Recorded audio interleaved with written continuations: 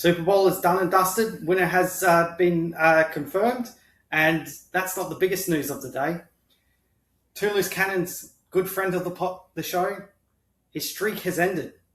Same number as The Undertaker.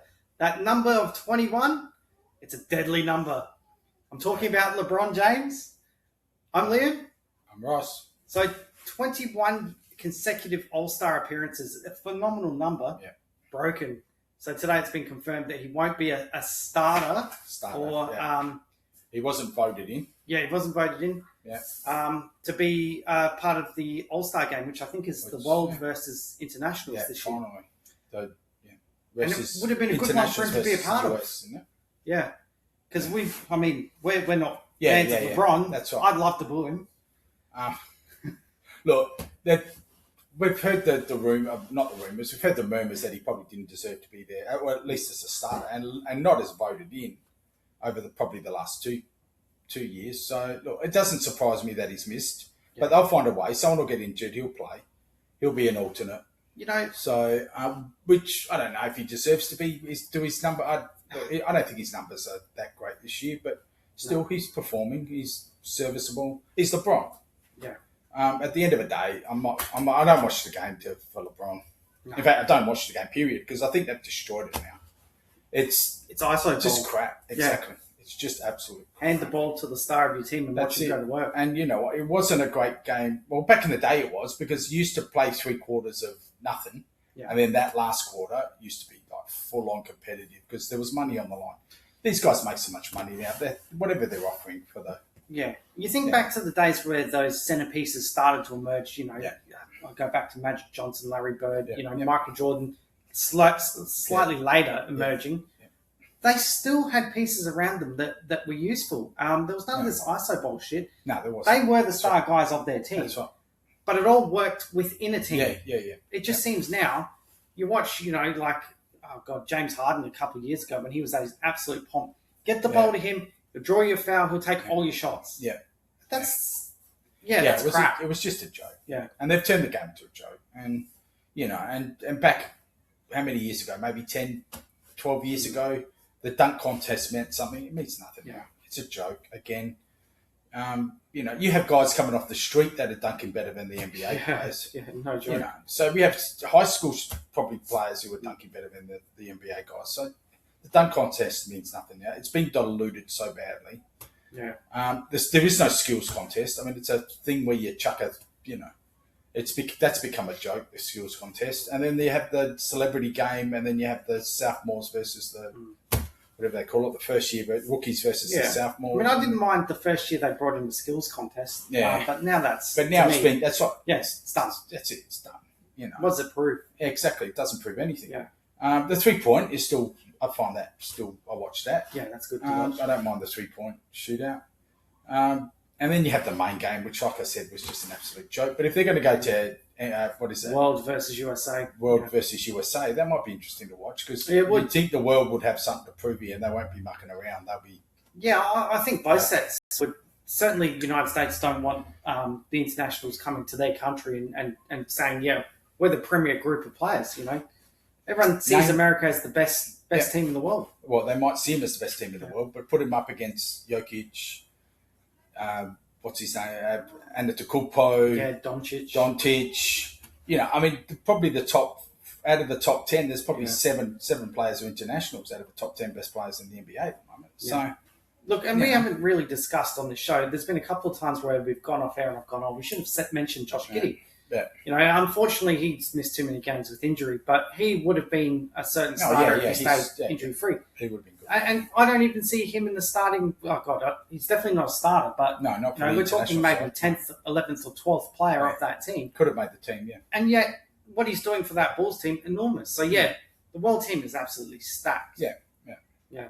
So let's stay in America. The big show, the Super Bowl. Yeah. Your favourite day of the year, isn't it? Well, it's again with AFL Grand Final day. Yeah, my two favourite are probably Super Bowl and AFL Grand Final. So definitely.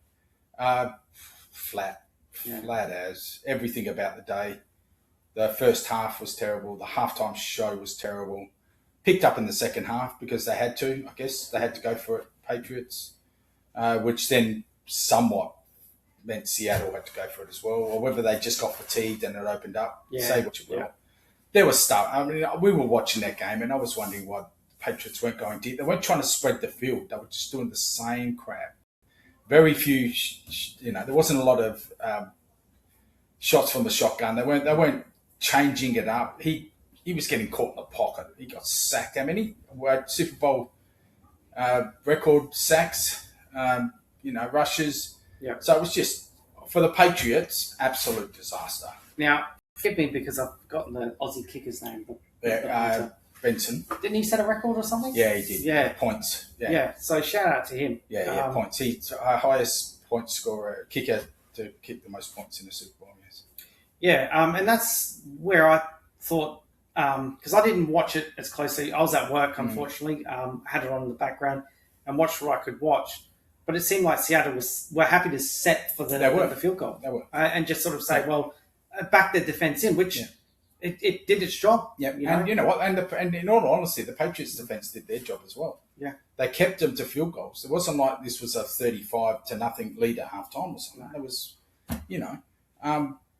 what was it, 9-0? Yeah, it was. So, yeah. Tight ass.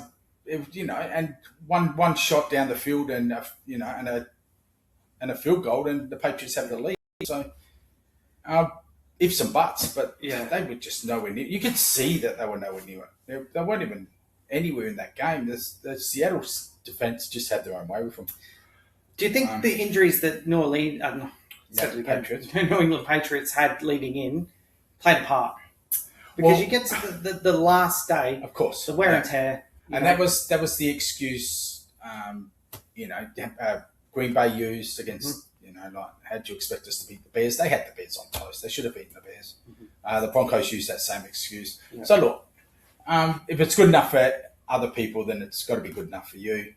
At the end of it, they had a soft draw. This was the one thing going in everybody was talking about, was the fact they had a soft draw, but you still got to get there. Yeah, exactly. Soft draw or not, you have to make it. And generally those teams that have a soft draw find out, like the Crows did, and go out in straight sets. Soft draws don't get you ready for finals. So they actually made it all the way, which was the shocking thing. But then so did Seattle. No one expected Seattle to be the best team in the North. So, who knows? I mean, look, there's these conspiracy theories on some of the sports podcasts and things like that say that it's all scripted and go, well, explain. Yeah, I don't know. Hear that. You've probably seen them. Yeah. They take you through a play and go, how did he miss this tackle? Like he's just like a statue standing there and he lets the run. Whatever. So what I would say is, so last year, if they were going to ever script a game, last year's game was the game that they script and get Kansas over the line against Philly. I think because of the whole Taylor Swift, Travis Kelce story. You don't think that they'd want that? I mean, that would be huge for the NFL. The thing is, though, is that people didn't want it. They could smell that the fans of the league were getting sick of the whole Kelce, Chiefs, Kelce, and Swift thing. But really, what they could do, because if they'd won the Super Bowl, what I dare say would have happened was he would have proposed, probably whole time in his career. Well, he's going around again. Yeah, I know. He's going around again. So, they're not going to get close. Yeah. I guarantee you, they're not going to get close. Now, he did have an improved year on last year. But he's not going to get any better, though. He was injured last year. He missed, I don't know, something like 10 of the 17 games. And even in the 7 he played, he wasn't a starter in 3 or 4 of those. So. And look, when's Mahomes going to get back from his ACL? Well, because that's the other thing. Big factor in their season. Yeah, that's huge. So, he's got to heal. He's got to get the mobility back. He's got to get that movement back. So, yeah, I mean, look, I don't want to write him off because we did this with Brady's Patriots and we wrote him off. And they kept coming. So, good coach, good quarterback. Of course. If you get some good pieces, and the Patriots have proven that, if you get good pieces, you can build a side that can compete year in, year out. Now, when we went off air last week, you said to me, we should have talked about Belichick missing the Hall of Fame. Yeah. Now, I posed that question to a few of my mates on Monday, and they were all of the same mind. You can't. He's Spygate, Deflategate. Oh, God. The guy's a cheater. They got all the benefits from doing things they shouldn't have done. You can't tell me a quarterback who's thrown thousands and thousands, possibly hundreds of thousands of footballs, stands there and goes, I didn't know the ball was inflated. I mean, come on. We're not that stupid. And then there was the whole, they knew exactly what the defence was going to do. So I'm not he'll go in. There's no doubt he'll go in. I'm not shocked that he doesn't go in as a. So what you're saying is they just don't know how to manage the PR around that, because when, in the future when they look up the history books and they go, Patriots were so strong then. Yeah. No one's going to read about Deflategate and that sort of thing. There will always be an old fart like me around to remind you of what happened back then. And then I tell you, or you tell your boys, and then they tell their mates, and then their mates tell their mates, and then they tell their kids, and so on and so forth. And anybody who takes an interest in the game, and this is the way it will happen, it will always be part of their legacy, both of their legacies. But then you have a look at, I'll draw the AFL parallel because most of our viewers are, Australian. So the Lions premierships in between, 2021, 2001 through to 3. Well, it was 2001 to 3. And 3. Yeah, that 3 things where they were up the arms. Exactly. Now that was a big story back then. Yeah. But not illegal, unfortunately. I know. Not illegal. Wasn't illegal to go into the change rooms and rehydrate at half time. It did become illegal the following year, and consequently they lost the grand final. Yeah. And look, the world was a little bit more naive back then. There would have been more questions asked if something like that happens today. Of course. And that's why they banned it straight away, because they could see the problem with something like that. Because it gets out, and all of a sudden they're just doing it with Saline. What's the next club doing it with? But What's it got? The AFL has made it abundantly clear they want the success of those Brisbane sides, because there's a huge AFL participation in Queensland. Yeah. So, given it was Brisbane, they were never going to investigate that hard. There was always going to be sort of... Again, there was nothing to investigate because it wasn't illegal. So, but you're suggesting there might be something more in the bags. Yeah, I can't say that it's just Saline. I mean... Okay. Look, and it's just my gut feel. It's just my gut feel. I don't know anything. I'm much like anyone, but there's got to be. It's got. And you're right, because I do remember the conversation around the whole thing when they did say, "Look, you just stop doing this." Yeah.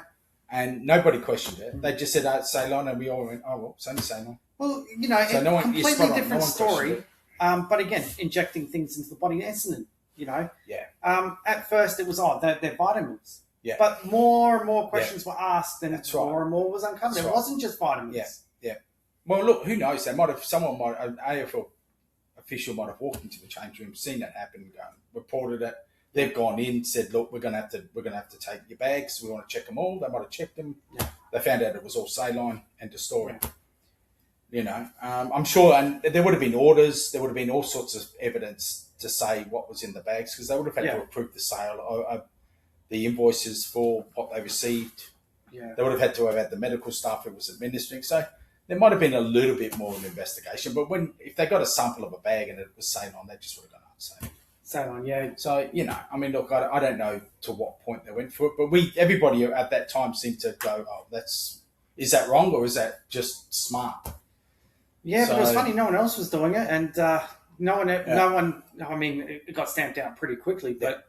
there was whispers that it was happening. Like, surely, because if it's just Saline, that's not difficult for a club to organise. Back in the, whatever it was, 70s, late 70s, 80s, when the Miami Gators came out with Gatorade, there was their sports science team that came out with Gatorade to rehydrate their players. And they were coming out at half time, and they were like more energetic than the opposition. They didn't show any fatigue and stuff like that. And everybody was going, "What's going on here? You're taking drugs." And so finally they had to come forward and say, "No, we've got this rehydration drink." Now, they were banned from using that drink until it was investigated and it was available to everybody. So once it became available to everybody, they then said, "Go for it. Everybody's can use the Gatorade now." But they were smart. They patented it. They made it. They're made billions from Gatorade. Yeah. Just imagine that. Yeah. So, even Gatorade got banned back before they knew exactly what it was doing and how it was doing it. Yeah. So, I mean, it's a different world now. Yeah. And look, hit nail on the head. Sports science is always looking to push those boundaries, seeing how they can get that extra little 5%, or even if it's 1%, it's 1% more than the opposition. That's right. And that's what you need. Sometimes that's all you need. Yeah. But, Bill Belichick, Hall of Fame, not tomorrow. He'll be next year. Yeah. If he's not next year, he'll be there for you. Yeah. Look, Because I think even around after all the controversies, Yeah. he's still produced and proven that he's an elite coach. Of course he is. He is absolutely, and he's deserving. I'm not Yeah. saying he's not deserving. But it's a I'm PR just saying nightmare. that's right. I'm just saying there's things in the background that if he went in first time, there would have been a lot of questions around. You know, what does this say about someone who did this? Yeah. Who was in charge of a program that did this? So they figured the best way to take the heat off it is to wait a year or two, then induct him. But of course, it didn't matter which way they went. It was going to cause a furor, wasn't it? Because there were people out there who believe he was the first ballot Hall of Famer. Yeah. And if you look at his resume, he is. Yeah. Absolutely is. Without Can't argue. So where did the two finalists of the Super Bowl end up next year? Are they going to be back? I think they'll both be around. I don't know if they'll both be back. I can see maybe Seattle making it again if they can keep that defense together, because defense wins your championships, it wins your games. If New England cop injuries like they did at the end of this year, they might be in a little bit of trouble because they've got to add weapons, one or the other. Because what killed them was that they just didn't have enough on offense. And another year under whatever they call it, I can't think of his name now. The quarterback's back. You know that helps. Another preseason, another year of coaching. So I can see both being around the mark, but if you're asking me who's more likely to go back, I think it'll be Seattle. And so, just to close it off, give me 4 next years that will be contenders. So 4 teams that will be contenders next year. Again, no list changes at this stage because there aren't any. And you can always amend it as movement comes up. But if I said to you, current lists with organic growth, I think in the North, I think the Eagles. Yep. The Lions, Seattle, and San Francisco. Yeah. And I think in the AFC, I think we're looking.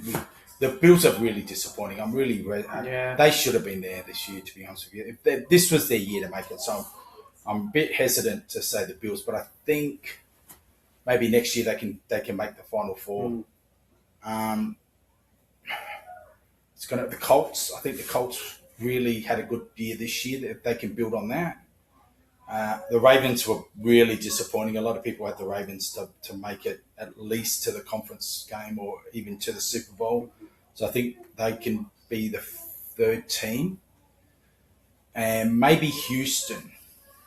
I thought they were good. Yeah. They're Texans. I thought the Texans were good. So were the Jags, but I think the Texans,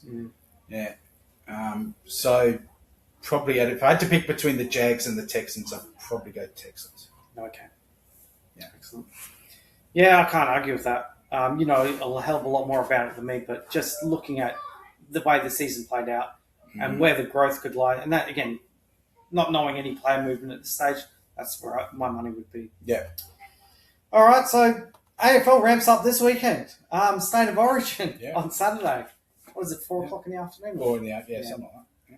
Ridiculous timing. Well, it's over there, so it's 2 o'clock. It's a day game over there, which I thought was because I thought they should have gone for the twilight, but anyway, go on. Perth Heat, what is that? Forecasted 36 to 38. Yeah. I thought they should have gone for that. Yeah. But is that also a ploy by the organisers because it's in Perth to give WA an advantage? I don't know. I wouldn't have thought so. I don't know. Maybe they want to actually get the players back to their clubs that night or fly them back home. I don't know. Well, because it's starting the game at that time. They can have it all done, dusted, and on a plane. Back 7 p.m. Likelihood is they'll hang around and they'll leave Sunday, but you could be right. There might be some players who'll get home. That's the only reason I can think that they'd schedule a bloody day game at middle of February in Perth. It's not. I don't know what sort of a spectacle that's going to create. You can see a lot of fatigue. I'm with you because if they started at 5, that would have been 7:30 in Melbourne, Sydney, East Coast, 7 o'clock here. So I would have thought that would have been a much better idea, but obviously. And the best Origin games have been at night. Yeah, mind you, in the middle of winter too. But I hope it goes well. I hope that enough people tune in because I really would love to see the South Australians roll around in that beautiful kit. The best steak, actually best football jersey, full stop. Well, your mate Malinauskas has put his he has. hand out there and said we'll post it every year. Yeah. Which I don't think is a good idea because... What I can potentially see happening is, so next year, Gather Round will be moved away and the AFL will give us a state of origin. You're going to give us a state of origin. So how many people do you see? So it'll be on rotation. Mm-hmm. So it might be South Australia, say Victoria next year, then it might be South Australia, Western Australia. Yep. How many people are attending the WA Victorian game, you reckon? This year? No. I mean, I'm saying if it's here in South Australia. Oh, yeah, if it's not, no one. Like, that's right. Again, maybe 15 to 20,000 if they're lucky. So I'm all for hosting the two SA state of origins here. But that third one, where it's a neutral, two neutral teams, it either has to go to Victoria or WA. And then come back here for the two. And even if it's like a carnival sort of thing, like, I don't know how that would work. So, like, if you had the Allies in WA, one game on the Saturday night or Friday night, and then Saturday night it's South Australia, Victoria, back it up again the next weekend with the winners, and play for third place. Yeah, interesting. Yeah, that's an interesting. Yeah, like because then you could say, well, it's played on the same ground. Yeah, but like that carnival sort of. There's a lot of teams that are very hesitant to let their players go for that single game. Can you imagine how nervous I'll be if there's a backup game for nothing? Well, that's the other thing that I'm interested in seeing is, players are allowed to give the coaches instructions of, I want X, Y, Z playing this amount of minutes. Yep. So at the moment, I don't think we've had too many players pull out, but we're still only, Wednesday? The game's on Saturday. I wonder how many late withdrawals are going to be. Yeah. So and I hope not, because again, you want the best product. You want this to actually work. Yeah. Liam, we all know why it collapsed, and it was because of that reason. Yeah. Clubs saw their seasons fold up in one player's going down and missing 6 to 8 weeks. And they just went, we are killing us. You're killing us by taking these guys away and hurting them, and then that just kills our season. And as it is, so that's why they picked it up. Carnage for most sides. That at least one side, one player has lost a side out of their team. So it's been a big carnage. Pre-season carnage. We'll get to that in a minute, but the way it's been talked about, they're basically saying beyond this year, it's not worth having because South Australia is an absolute diabolical mess. And I completely disagree with that. I'd actually say South Australia would hold their own against both these sides this weekend. And I'd pretty much have them beating WA. Yeah, and I have a sneaky bet on South Australia to beat Victoria. Yeah, I don't know. We differed on this when we spoke about it before going on here. And it's not that I'm parochial. There's a logic behind me picking South Australia. You tell me your logic. Yeah. Tell them your logic. Again, the whole, you go back to Team of Champions versus champion team. You generally pick a champion team. Yeah. South Australia have more role players. Yeah. Look at that Victorian side. They're full of ball magnet midfielders. Yeah. The only question mark I have on South Australia is their defence. I don't think you need 10 midfielders in your team to go well. No. 5 good midfielders, as long as you've got the forwards to kick the goals, you're right. Because, again, it's an exhibition game, so it's going to be more open. So I could almost throw key defenders in the bin and go, look, I don't think it matters, because you'll see scores of upwards of 100 points each. Think NBA All-Star game, how it's just very much free-flowing. There's not too much defence to it. That's what we'll see. And so that's why I rate South Australia a genuine opportunity to beat Victoria, because I think they've got the forwards, they've got better role players, they've got good key forwards, good small forwards, but also your role-playing types that aren't superstars within their club, but play integral pieces that I think when it comes to these All-Star games, because you generally pick your stars, Victoria have a lot more stars, and that will go sort of under the radar a bit, because you'll have... because on paper, it's a group of names, isn't it? Yeah, it's not really a team. It is. And so where are you going to put those inside midfielders that aren't used to playing up forward? Yeah. Are they going to sit on the bench and there's just too many question marks. So that's why I would have South Australia a decent shot. Whereas, you've got all these experts saying, South Australia would get belted. No, I don't think so. I'd need to see the side, and I'd need to see your rationale. I mean, I've seen a few sides, and I've sort of gone, oh yeah. And then but you're right about they look really good on paper, Victoria and WA, but the game's not played on paper. So. Do you know what? This week we'll put together between us over the next 7 days a mock South Australian side, and we'll see how we can go assembling a South Australian side that can compete and win. Because I reckon we'll differ. You do a side, I'll do a side, and then we'll combine it. What do you reckon? Oh, no problem. We'll select and take this good to glory. You're not on this, are you? Well, no. It sounds good to me. I'll get in there, and we'll for our next taping, I'll definitely have the side. So, So, what do you think of the 2 major injuries? Yeah, I was going to say yours, one to ours. Yeah. Well, look, you can live without Ivan Solder. I was going to say, Ivan. He was never getting a game. He was not getting a game this year. You guys have had him playing in some weird positions in the preseason. That's neither here. Yeah, that's right. Yeah. They have. So that just tells me that they're just looking. They shopped him 2 years in a row. They shopped him around, and no one was interested in him. That's the only reason, because he signed a 3-year deal. This is his last year. That's the only reason he's still there. It's because he's got a contract. Yeah. Again, shopped him around for 2 straight years. No one was interested at all. So, unfortunate for Ivan. But even at SANFL level, he's not like he's setting it up on fire last year either. So whether his heart's in it anymore, I don't know. But you still don't want to see any play go down with a knee. Not at 12 months. So particularly at where he's at, someone his size, and especially someone his size, because they tend to take a little bit longer. Whereas Keane, footage, that foot wobbling around like a fishtail. You know what amazed me was the fact that he sat up so calm. Yeah. And he's looking to position his leg back into place. Like it was a dislocation. No, mate, it's broken. Snap. And his quote during the week, it's typical Keane. His first thought was, man, I'm angry. I want to punch. I want to punch on with Finbar Maley. And you know what? That shocked me how hard he went in too. But look, I don't mind that. You want to replicate how you play, and look, if it means collateral damage, and this is collateral damage, unfortunately, and it is a big loss. There's no sugarcoating it. It's a big loss. He was going to be a starting key defender. It's avoidable. That's what I'm trying to say. It's avoidable. It's not something that's happened in the game. So it is what it is. That's it. You're spot on. It is what it is.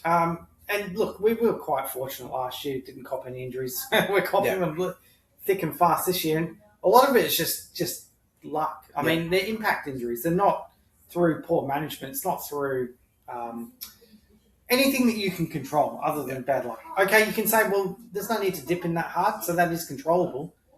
But this is a side that got pumped in the finals. They're trying to bring hardness. No, I don't mind the dipping in hard, but that side-on action where he caught him, that coming in from that was just dangerous. And if he didn't break his leg, he was bound to do something. He was going to either wind him, or he was going to break a rib, or he was going to knock him out.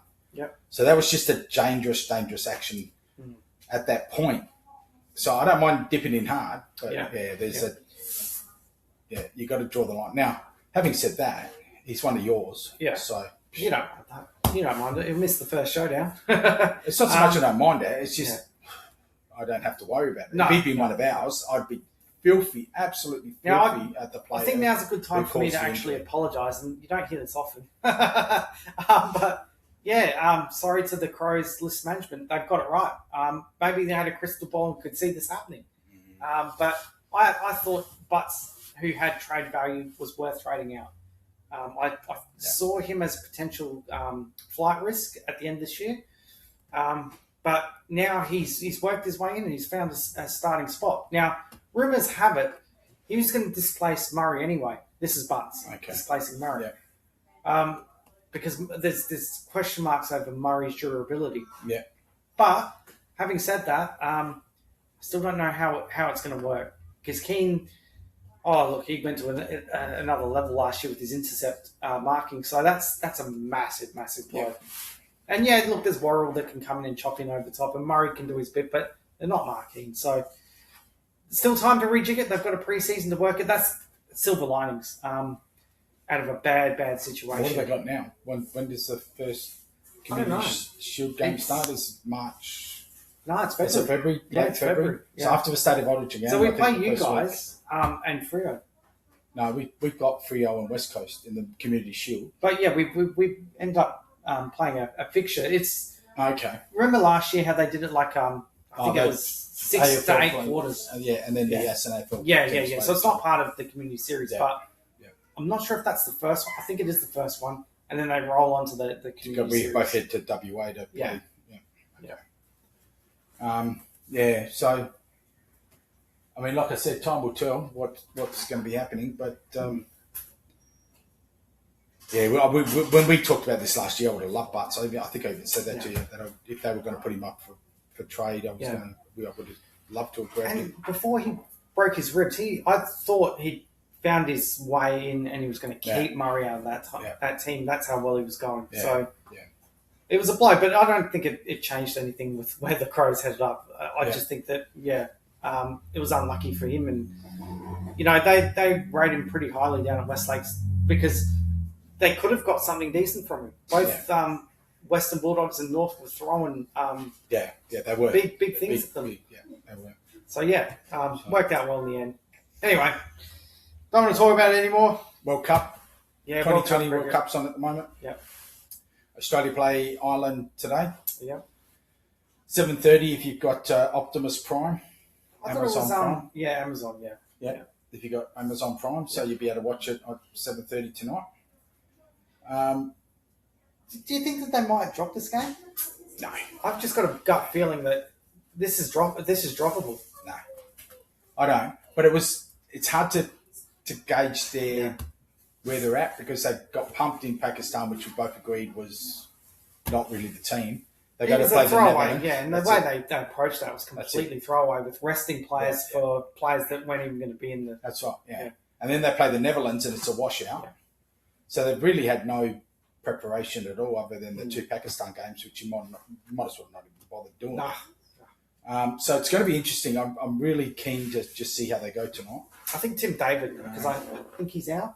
Yeah. Massive player. Yeah. They were hoping he was going to be fit for this first game. Yeah. The difference he makes to that middle order is enormous. It's an inexperienced middle order as it is. And look, Head and Marsh up the top. If they don't score big runs, then they're in trouble. Yeah. I think that this is a danger game for them. You haven't brought Smith in. Smith would have helped with my confidence, but it would give that batting order some security. Yeah. Because you would back either Head, Marsh, or Smith to at least be there. Yeah. 12 overs to 15 overs in, and that's your best chance of posting a score that puts it beyond reach. Yeah. Yep. I agree with you. What about Pakistan's backflip on playing India? Yeah. Was that always just a storm? I don't know. Was it always just pumping their chests out? I hate to say it, but both those nations are bitches, absolute bitches. It's typical. It's absolutely political, and so ridiculous. They're neighbours. It's like Australia and New Zealand in terms of There's a bit more going on. Yeah, there's a bit more going on, but politics wise. But as far as likenesses, they're very similar. Very similar. Yeah, they are. Put it all aside. Get over it. Move on. Well, I mean, we always said that politics should never enter sports, but I think the boards have made it, especially the Pakistan board, have made it very much about the India politics. should not get off lightly on that. Well, I'm not saying they should get off lightly. I'm just saying I think the Pakistan board has been more involved in the politics side of it than what probably. Because if you left it up to the players, I'm sure they'd just play. Because they seem to mix in other teams. They seem to mix when they go to England and they play those leagues, and they seem to mix when they come here and they play in our leagues. Yeah, they're fine. It's you've got old mate Bangladesh now carrying on like that too. Yeah. They didn't want to enter India. Yeah. So where's it all heading? One nation starts and it starts to spread like it's spread like cancer now. Yeah, it has. Yeah. We're going to get to a stage where it's not even worth having a World Cup because of the way they're behaving. Yep. I don't want to play here. I don't want to play them. I don't want to play. That's right. Yeah. You can't pick and choose. It's a World Cup. Just get on with it. Get on with it, exactly. It's let the people react. I know that it's a deep-seated rivalry that's never going to be repaired. But keep it between the fans and leave the politics out. Yeah, of course, and that's what they should be doing. Definitely. What about new rule changes? Have you heard about the new rule changes? So there's number one was no bunny hopping after catches over the boundary line. So once you've gone over the boundary line, you've caught that ball, you've thrown it up. Yeah. You can't then do a bunny hop again outside the boundary line, take that catch, throw it back into the field. Yeah, so I said off camera, because this is the one rule we did discuss off camera. Yeah. That's a great rule because, let's face it, when you start, when the ball is bowled, all players have to be on the field. That's right. So why should you be allowed to leave the field, albeit in the air jumping up to bunny hop it in? That's stupid. You've left the field to play. That's it. So that just takes that out. Yeah, so good. I agree with that. Great rule. Yeah. Second one was ball can be called dead anywhere. This is the Bairstow rule, right? So the umpire just has to go dead ball, and that's it. It doesn't have to be in the keeper's hands. Doesn't have to be in the gloves. Doesn't have to be with the bowler. Doesn't have to be with the umpire. If the umpire at whichever end determines the ball is dead, then it's dead. That's simple as that. That's a lot of interpretation and grey area, isn't it? You know, like, so if the fielder's got the ball and he's decided he's not going to throw it in, he's just going to walk it in because it's the end of the over, well, then the umpire can go, the ball, he just goes over, doesn't he? Yeah. So, and if he sees that the batsman's come out of his crease and starts patting stuff down, and then they throw it to the keeper or the bowler and it's a run out. So then the umpire can determine, no, that's a dead ball because you've actually taken it, you've walked 10 steps. So that's changing a rule of a batsman being so dumb. Because that's what it is. Well, it's outcry of the Bairstow. So there's still, I think most of us agree that Bairstow had a brain fade. There was a similar one on the weekend I saw in Western Australia grade. I don't know if I flicked it to you or if you had a chance to see it. Okay. But it was in the keeper's hands. The batsman's in his crease. It's in the keeper's hands. He's hanging on to the ball. The batsman thinks, oh, well, the keeper's got the ball. I'm in my crease. He walks forward. He whips off the bails, given out. Now, to me, that's not out. That's a dead ball. The minute the keeper's got the ball. What are people doing? I mean, why would you do that? I know. And they were celebrating, like, see you later, mate. Tell your story. Walking. And, of course, the batting team was furious. So, you know, it's things like that. You're a shit human if you do. Yeah, you're a shit human if you do that. That's stupid. Beyond stupid. Yeah, look, I don't like it because, that's right. It suits the dumb cricketer. And it's very reactionary because of what happened with the Bairstow thing. So you shouldn't change the rule because someone broke the rule and got himself out. Exactly. Rules are rules. Anyway, the next one's keeper movement. So now the keeper can move as soon as the ball's bowled. As previously, he had to stay still, so not to get into and he has to be behind the stumps. Yeah, look, again, I don't mind that. Yeah, that doesn't affect the batsman. It doesn't affect. It's behind you. If you've got eyes in the back of your head, be concerned, but you don't. So I think the next one's very interesting. So ball control during run out, which means the ball must be in the keeper or the bowler or whoever, the fielder's hands, and he has to connect with the stumps with the ball in their hands. You can no longer flick it on. So what does this do to the bowler who's on the follow through and it flicks his fingers and it hits the stumps? Does that change that rule as well? This completely changes the fabric of the game and calls into question 70 to 140 years of cricket because of all the dismissals they're in the book. It's a bit like how AFL won't change the ball bouncing off the post back into the play and calling it play on because the points that have been given. Yeah, exactly. So cricket is saying, well, you know what? And it's a sport built on tradition. Stuff it. Let's change it. So I don't agree with it because, it takes out that run out in itself, which I didn't mind because if you're out of your crease, you're taking advantage. Sometimes it's unlucky, You shouldn't be creeping that far down the wicket that you can't get back in the first place. So to me, I didn't mind that. Yeah. So now you're taking that out of the game. Why?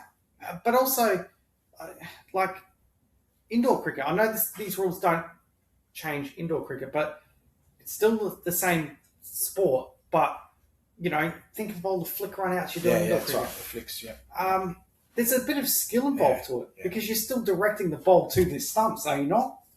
Yeah, you're spot on. Yeah, I don't like it. I agree with you. It might take more skill to deflect that ball onto the stump than it does to take it and make contact with the stumps. So, and out of the rules that's been brought up so far, that changes the fabric. I agree with you there. I do agree with you. Yeah.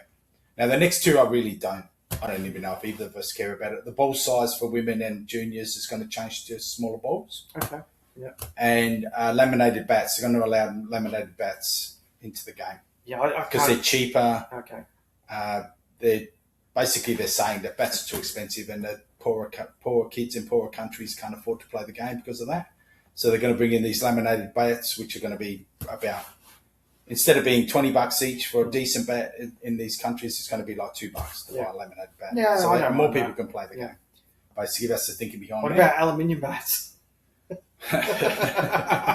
I think they're definitely aluminium bats. They got a good road testing in international cricket. The wicket won't end the day, so if you're halfway through an over, you've got 3 balls to go, and the wicket gets taken, and it's the last over of the day, you have to finish those 3 balls. I agree with you. There's nothing worse than coming back the next day and watching some guy bowl 3 balls and then go to commercial break. It's almost as if you're finishing yesterday's that's it. business. Yeah. Turn back isn't considered a short run unless it's deliberate. So if you're running too quick, so if you're the 11th batsman and I'm batting, if I'm the 11th batsman and you're number 3 and you're absolutely on fire, say you're Steve Smith, you're on fire. Yep. We run 2, but it's going to be a really, really tight 2. It's about getting you on fronting up. It's not about the runs because we might need 6 or 8 to win off 2 balls. So we'd rather you on strike. Take the shorter run. Yeah. So you take the shorter run to get back, so that I can put you on strike. Yep. But they're saying as long as it's not deliberate. So how do you determine if that short run, the turn back run, is deliberate on the short side? Again, open for interpretation, dangerous. Yeah, spot on, exactly. And then this leads to the next one, which is a deliberate short run. The bowling team can now determine if it's just considered a deliberate short run, can then say, no, we want Ross on strike and not Liam. Okay, so what I would say is, have you seen this happen in international cricket? Well, that's not in there. So this is the problem. These are new rules. They're to come in, I think it was the 1st of March or something. Yeah, I don't know. This has obviously happened somewhere. Well, it would have. It would have been somewhere where someone took a short run to get the better batsman on strike. And they've gone, we need to start looking at this because if this gets out, there might be a lot of teams trying to do it to get the better batsman on strike. So I don't mind the competitive advantage of that. They're depriving themselves of a run. Okay. Yeah. So they're not getting a run. So that's okay. Yeah. But is that not sort of similar to retiring a batsman because their strike rate shit? Yeah. I mean, when does it start? When does it end? Yeah, that's manipulation. Exactly. Well, I think they balanced that. And the thing I liked about it was that they balanced the deliberate short run with the batting. The bowling team can then say, no, we want him on strike and not the guy who's in form.